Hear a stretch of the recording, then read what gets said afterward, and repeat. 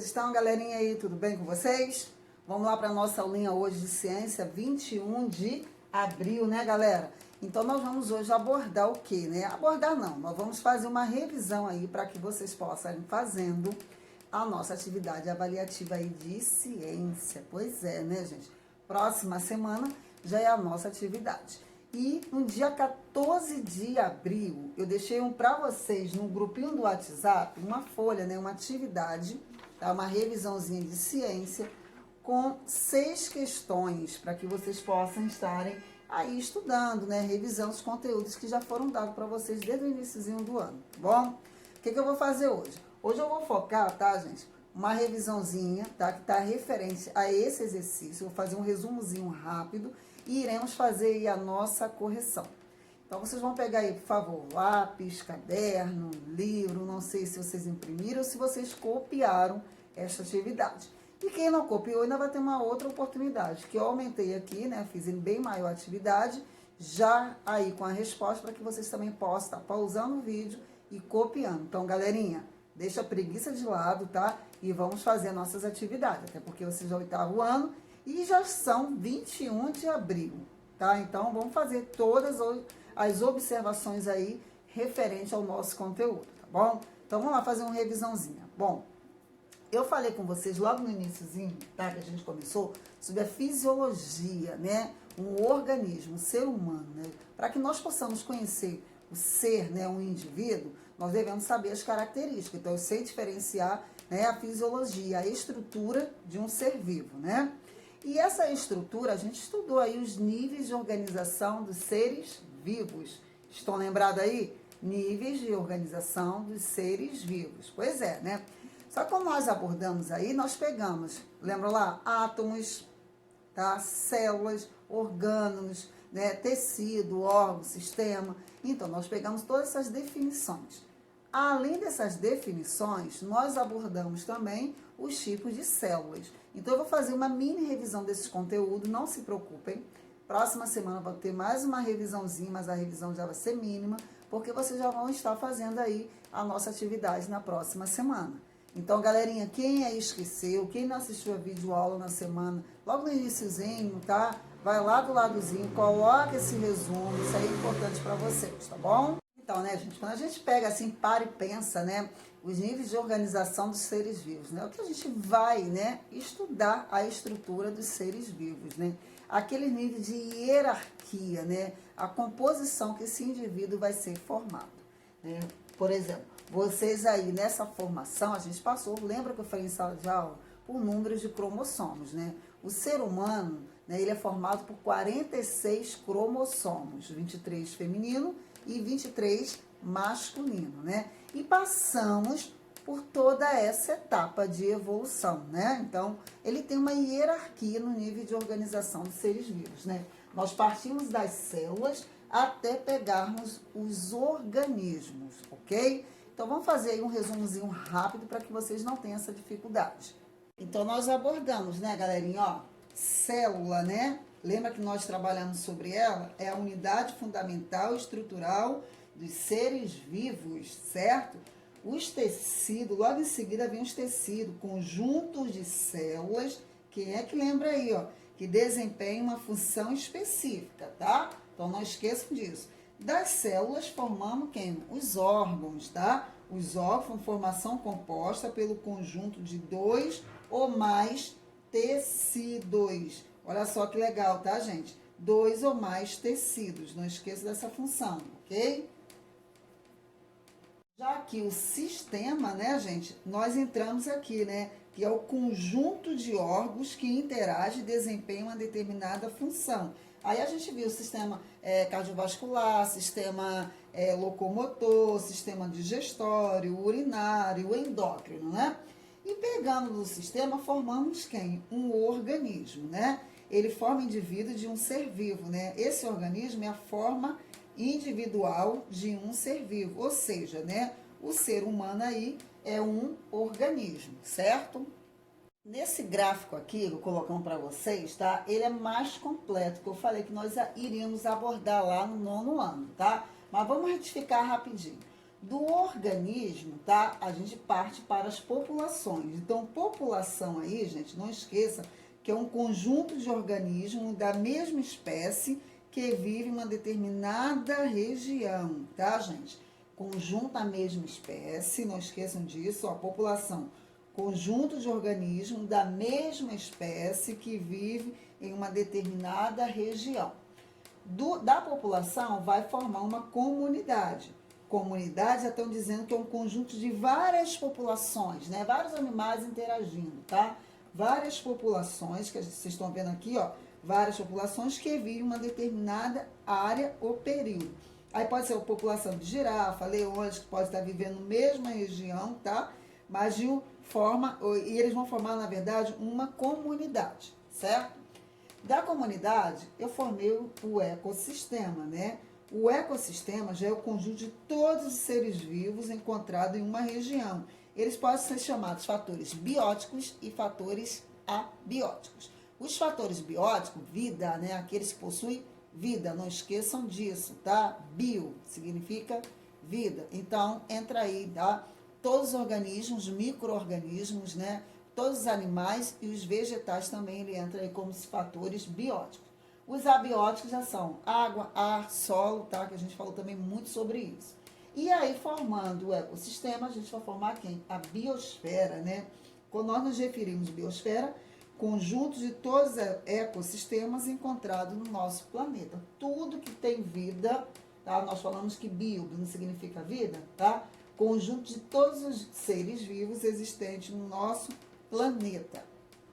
Já que falamos, né, sobre, né, os níveis de organização de seres vivos, a gente abordou também, né, as células, né, uma diferença de células, né, uma célula animal, uma célula vegetal, as procariontes e as eucariontes, né. Primeiro a gente tem que saber o que é célula, né. Célula é a menor porção de matéria viva, né, gente. São as unidades estruturais e funcionais dos organismos vivos, né?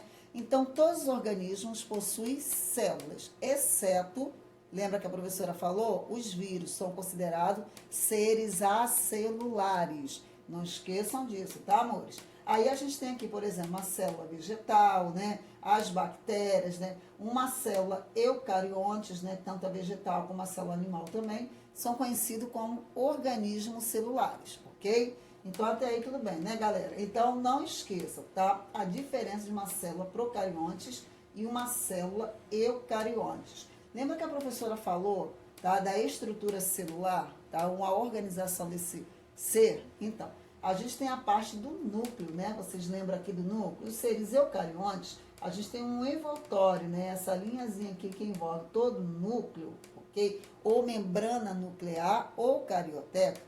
Todos os organismos que possuem, tá, esse envoltório nuclear ou membrana nuclear são chamados, tá, de seres eucariontes. Os que não possuem, como as bactérias, são chamados seres procariontes, ou seja, não possuem esse envoltório nuclear. Então, galerinha, não esqueçam, tá? Tipo de células, procariontes, as eucariontes, tá? Então, os representantes das procariontes são as bactérias, as eucariontes aí entram todos os animais, os vegetais, no modo geral, ok? Então, não esqueçam, tá? Procariontes possuem genoma disperso pelo citoplasma, ok? Não apresentam um núcleo, né? Aquela membrana nuclear. Os eucariontes já apresentam um núcleo bem individualizado, né? Então, aquele envoltório nuclear que a gente acabou de falar, eles representam aí os seres eucariontes. Todos eles aí envolvem os animais, os vegetais e os micro-organismos, exceto os vírus, tá bom, gente? Então, quem são os representantes dos procariontes? As bactérias. Até aí tudo bem, né? 8º ano. Tá? Então, deu pra gente ver a diferenciação, eucariontes e os procariontes. E vimos também, né, a célula animal e uma célula vegetal. Aqui só estou colocando a diferença entre eles, tá? Célula animal sem parede celular, citoplasma sem cloroplasto e formato arredondado. Já uma célula vegetal a gente consegue identificar com parede celular, citoplasma com cloroplasto e o formato dele é retangular. Aqui eu coloquei a imagem para que vocês não tenham essa dificuldade, né, de identificar uma célula animal e uma célula vegetal. Falando também sobre as organelas, né? As principais funções dela. Próxima aula, a gente também vai reforçar um pouco aí as organelas dessas células animais e vegetais, tá ok? Também que nós vimos aí foi o capítulo 4, né, galerinha? Aí, o equinócios, né? A questão também, né, das estações do ano, a importância dele, né, a inclinação do nosso planeta. Então, não deixa de dar uma olhada aí no capítulo 4. Todas essas informações, né? Por exemplo, a estação que mais atrai vocês, aqui no caso a gente tem a primavera, quais são os meses que representa aí? De 3 de setembro, né, a 21 de dezembro. Vocês podem ir lá na página 97, dá uma olhadinha aí, tá? Então, assim, por exemplo, a gente tem uns outros, né? O que favorece a primavera, quais são os que chama mais atenção aí nessa estação, né, gente? Então, a gente falou sobre floração, né? Algumas espécies são beneficiadas aí nesse período, ok? Então, nós falamos muito sobre também essas estações. Tem também o verão, né?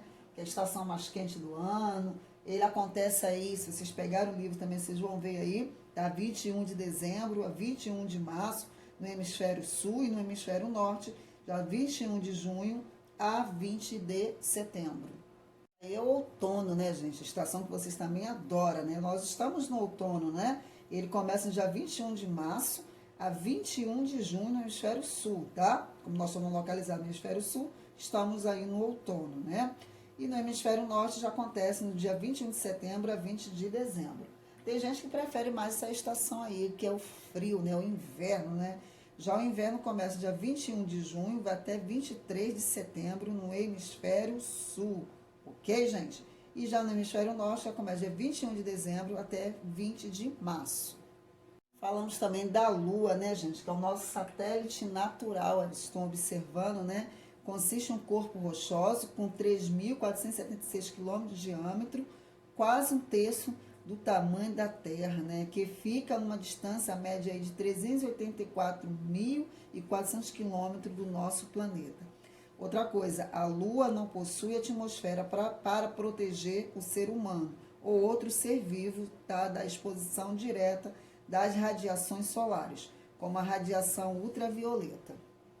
E vimos também aí, né, galerinha, as fases da Lua, né, quarto minguante, Lua cheia, Lua nova e quarto crescente, né?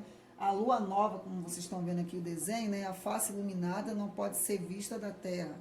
A Lua está na mesma direção do Sol e, portanto, presente no céu durante o dia, até de 6 da manhã às 6 da tarde, ok? Galerinha, na página 103 de vocês tem toda a informação aí da Lua, tá?